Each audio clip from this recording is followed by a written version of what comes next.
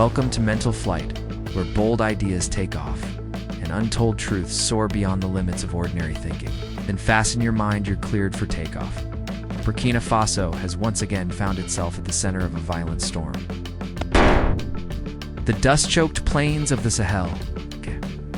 A brutal rebel assault has claimed the lives of 50 individuals, sending shockwaves across the region. But this wasn't just another tragic incident in a long history of instability. This was a targeted, calculated strike, one that reeks of deeper foreign involvement, concealed agendas, and covert manipulation. The attack unfolded swiftly. Armed rebels, moving with military precision, ambushed a convoy near a rural outpost. Civilians and soldiers alike were caught in the chaos. In a matter of minutes, dozens were dead.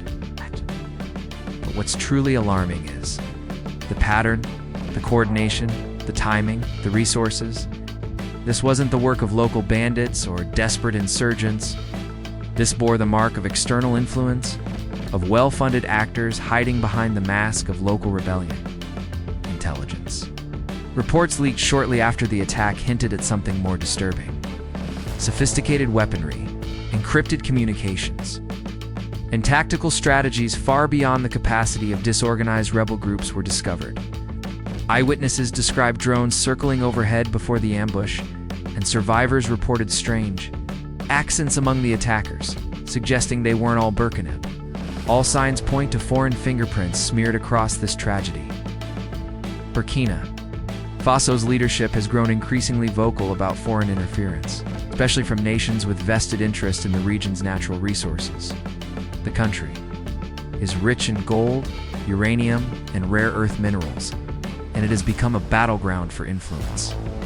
As the government under Captain Ibrahim Traoré takes bold steps toward sovereignty and anti-imperialism, the pressure from external powers has intensified.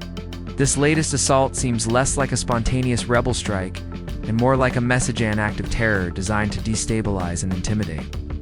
Analysts have pointed to the involvement of intelligence proxies, private military contractors, and even rogue elements operating under the guise of humanitarian missions. In many cases, NGOs are found to be fronts for espionage or covert support to insurgents.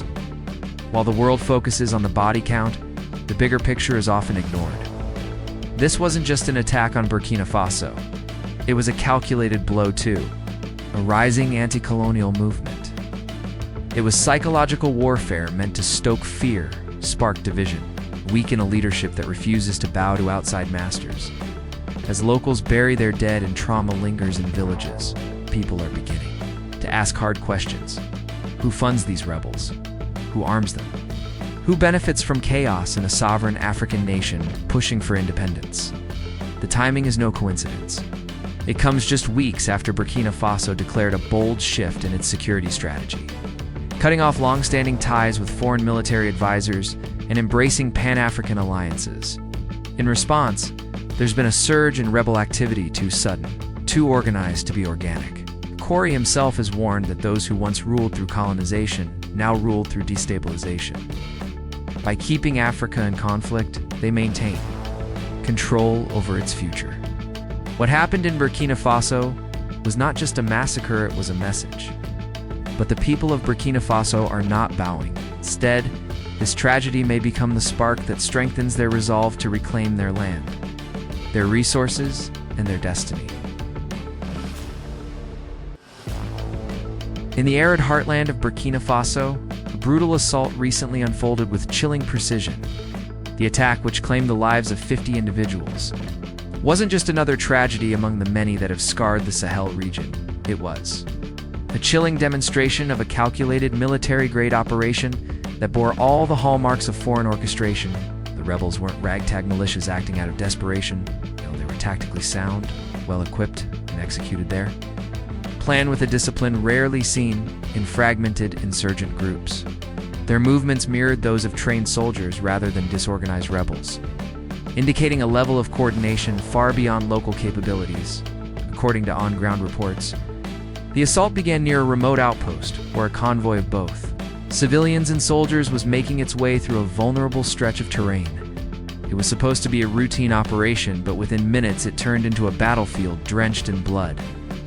Eyewitnesses described how the attackers struck with speed and accuracy, blocking escape routes and maximizing casualties.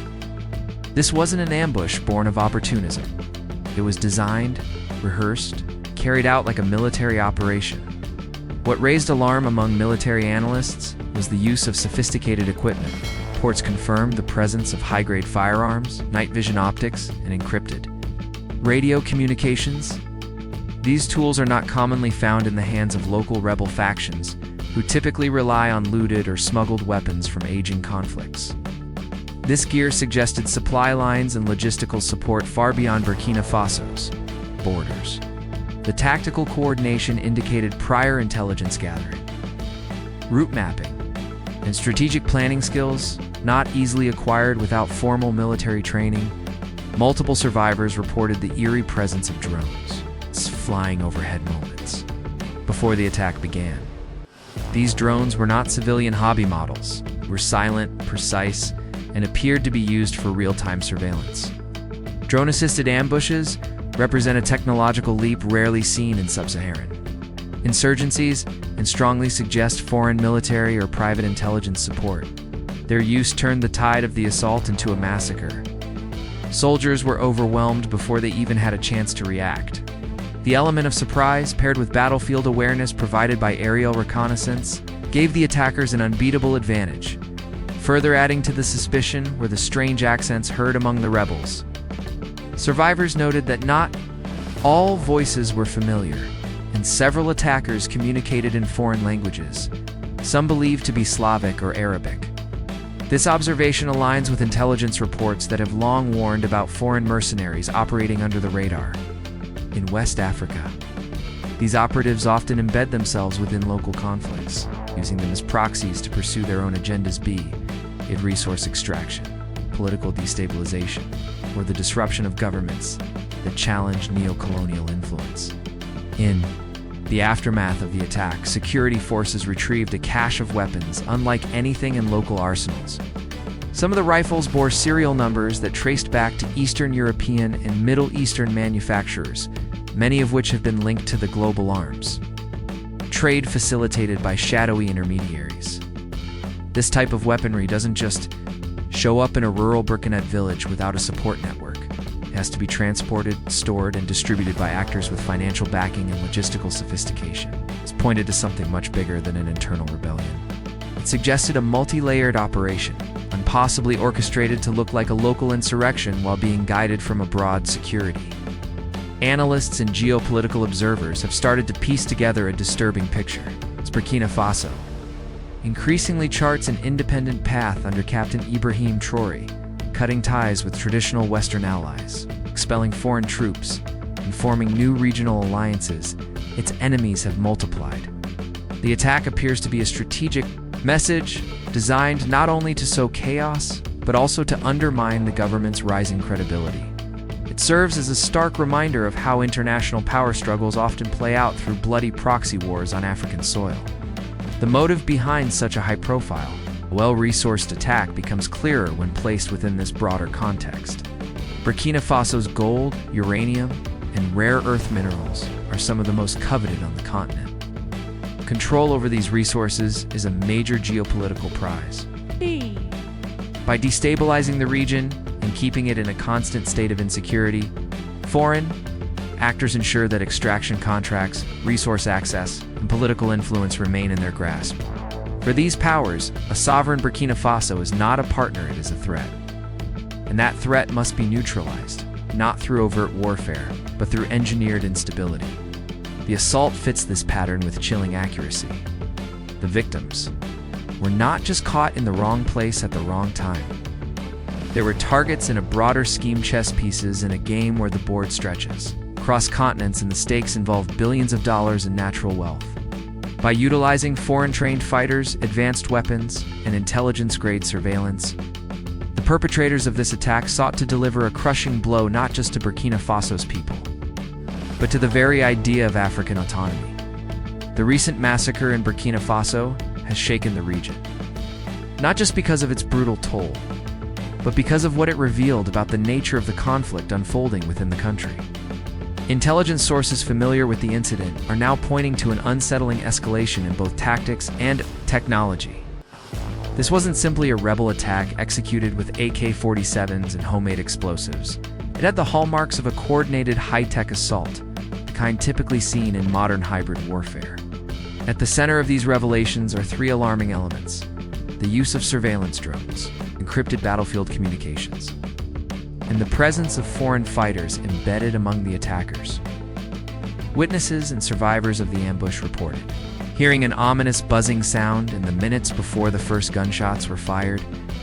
That sound was later confirmed by Burkina military intelligence as the presence of multiple unmanned aerial vehicles, military-grade drones flying overhead, providing real-time reconnaissance of the target zone. These weren't the simple, commercially available drones used by hobbyists. They were fast, quiet, and flew in coordinated patterns, likely controlled by operators using encrypted uplinks. The precision of the attack that followed suggested the drones had mapped every movement on the ground, tracking the convoy, identifying escape routes, and feeding this data directly to the attackers in real time. The drones weren't just used to locate and monitor targets. They played an active role in shaping the battlefield itself. In one instance, as soldiers attempted to regroup behind a small ridge, the drone reportedly hovered and circled above them. Minutes later, the fighters on the ground redirected their fire and closed in from multiple flanks, almost as if they had eyes in the sky. Such coordination is impossible without a live communication channel between the aerial unit and the attackers. On the ground, it's a level of battlefield. His shift in policy, a show of strength meant to remind the leadership that their path toward independence will not go unchallenged. The foreign fighters appeared to bring more than language differences. Their combat style, gear, and movement across the battlefield suggested a level of discipline and training well beyond that of the average local insurgent. Observers noted that the attackers moved in squads, used covering fire techniques, and executed fallback maneuvers like trained military units. Some carried imported firearms rarely seen in West Africa, including advanced rifles equipped with infrared scopes and laser-guided sights. These are weapons that require not only funding to acquire, but also specialized training to operate effectively in combat in the broader context. The use of such operatives also allows foreign powers to maintain plausible deniability. Rather than deploying national armies and facing diplomatic backlash, they outsource violence to hired professionals who operate in the shadows. These proxy forces blend into conflicts under the guise of local rebellion, while serving the interests of foreign intelligence, defense contractors, or political elites looking to maintain influence over Burkina Faso's resources and alliances. The recent assault that claimed 50 lives in Burkina Faso is being viewed not merely as another tragic episode in the country's ongoing struggle with insurgency, but as a calculated operation with deeply strategic motives. According to multiple geopolitical analysts and local intelligence assessments, the attack was not just an isolated act of rebellion, but part of a broader and more sinister campaign to destabilize the growing anti-imperialist movement taking root under the leadership of Captain Ibrahim Traoré. In this context, the strike served a dual purpose, inflicting fear and loss on a symbolic scale, while delivering a blow to the ideological resistance gaining momentum across the Sahel region under Traoré's leadership. How Burkina Faso has broken away from the influence of former colonial powers and resisted the encroachment of modern neo-colonial tactics. He has expelled French military forces, denounced Western political interference, and pursued alliances with nations that support a more multipolar world order. This shift has not only disrupted the traditional balance of power in West Africa, but has directly threatened the geopolitical and economic interests of nations that have long depended on the region for resources, military footholds, and political leverage.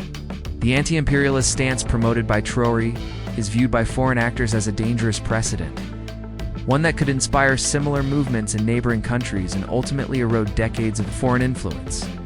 This is precisely why the recent attack is being interpreted as more than just a local insurgency.